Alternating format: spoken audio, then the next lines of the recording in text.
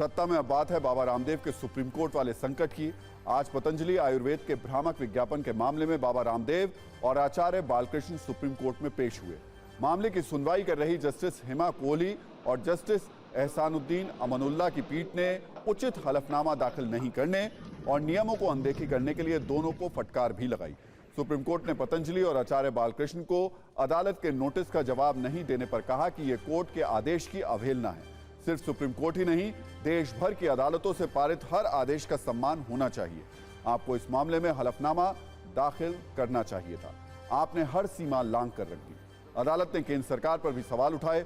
उसने कहा कि आश्चर्य की बात यह है कि जब पतंजलि की तरफ से दावे हो रहे थे कि उसके उत्पाद कोविड-19 महामारी का इलाज कर सकते हैं और एलोपैथी में कोविड का कोई इलाज नहीं है, तो केंद्र ने अपनी आंखें बंद रखने का फैसला क्यों किया। रामदेव की ओर से पेश हुए वरिष्ठ अधिवक्ता बलवीर सिंह ने अदालत से योग गुरु की मौजूदगी और उनके बिना शर्त माफी मांगने का संज्ञान लेने का अनुरोध किया। योग गुरु रामदेव ने पतंजलि के औषधीय उत्पादों के भ्रामक विज्ञापनों के लिए सुप्रीम कोर्ट के आदेश का उल्लंघन करने पर अदालत से बिना शर्त माफी मांगी। सुप्रीम कोर्ट ने आखिरी मौका देते हुए रामदेव और बालकृष्ण को 1 हफ्ते के अंदर नया हलफनामा दाखिल करने को कहा। इसके साथ ही पीठ ने मामले की अगली सुनवाई की तारीख 10 अप्रैल तय करते हुए निर्देश दिया कि दोनों अगली सुनवाई के दिन उपस्थित रहेंगे। हमने कोर्ट रूम के अंदर वाली संक्षिप्त कुंजी भी बनाई है, इसे भी देख लीजिए। जस्टिस हेमा कोहली ने पूछा कि बाबा रामदेव और दूसरे आरोपी का एफिडेविट कहां है।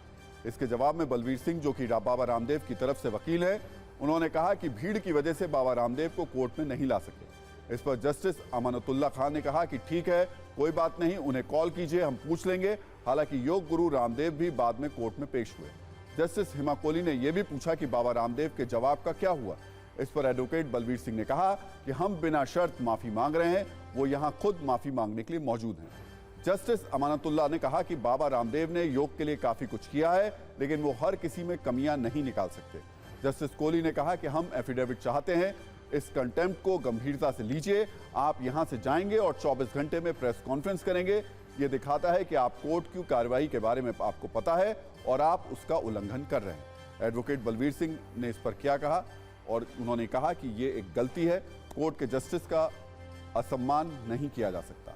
जस्टिस कोहली ने कहा कि एक बार जब अदालत को वचन दे दिया जाता है तो फिर आखिरी व्यक्ति तक इसे पहुंचाना किसका कर्तव्य है। इस पर पतंजलि आयुर्वेद की तरफ से पेश एडवोकेट सांघी ने कहा कि चूक हुई और बाबा रामदेव ने इसके लिए खेद जताया है।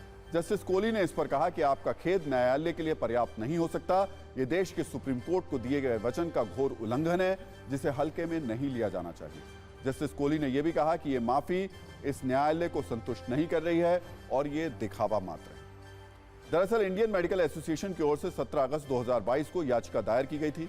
इसमें कहा गया था कि पतंजलि ने कोविड वैक्सीनेशन और एलोपैथी के खिलाफ नेगेटिव प्रचार किया है, वहीं खुद की आयुर्वेदिक दवाओं से कुछ बीमारियों के इलाज का झूठा दावा किया। इंडियन मेडिकल एसोसिएशन ने आरोप लगाया था कि पतंजलि ने कोविड-19 वैक्सीनेशन के खिलाफ एक बदनाम करने वाला कैंपेन चलाया था।